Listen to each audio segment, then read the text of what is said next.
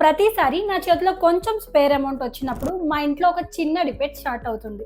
నాన్న అంటారు పీపీఎఫ్ లో పెట్టు సేఫ్ గా ఉంటుంది అని, కానీ అమ్మ అంటుంది post office RD better, regular గా సేవింగ్స్ ఉంటాయి అని.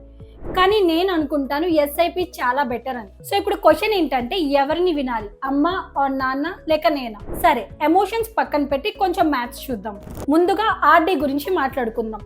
పోస్ట్ ఆఫీస్ రికరింగ్ డిపాజిట్ అంటే ఆర్డీ ఇప్పుడు అప్రాక్స్ 6.9% నుండి 7.5% వరకు ఇంట్రెస్ట్ ఇస్తుంది.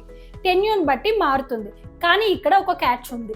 వచ్చే ఇంట్రెస్ట్ మీద మన ఇన్కమ్ స్లాబ్ ప్రకారం ట్యాక్స్ కట్టాలి. ఇంకా మినిమం 5 years లాక్ ఇన్ కూడా ఉంటుంది. తర్వాత పీపీఎఫ్ ఇప్పుడు 7.1% ఇంట్రెస్ట్ రేట్ ఇస్తుంది. కానీ బిగ్గెస్ట్ అడ్వాంటేజ్ ఏంటి అంటే ఇంట్రెస్ట్ కూడా ట్యాక్స్ ఫ్రీ అండ్ అలాగే మెచ్యూరిటీ అమౌంట్ కూడా ట్యాక్స్ ఫ్రీ. అంటే ఇంకా ఎవ్రీ ఇయర్ 1.5 lakh వరకు సెక్షన్ 80C కింద ట్యాక్స్ డిడక్షన్ కూడా పొందొచ్చు. కానీ ఇక్కడ ఒక మెయిన్ ట్విస్ట్ ఏంటి అంటే పీపీఎఫ్ లాక్ ఇన్ 15 years, అంటే పేషెన్స్ చాలా ఎక్కువ ఉండాలి. ఇప్పుడు మన ఫేవరెట్ ఎస్ఐపి గురించి మాట్లాడుకుందాం. ఎస్ఐపి మార్కెట్ లింక్డ్ కాబట్టి ఫిక్స్డ్ రిటర్న్స్ లేవు.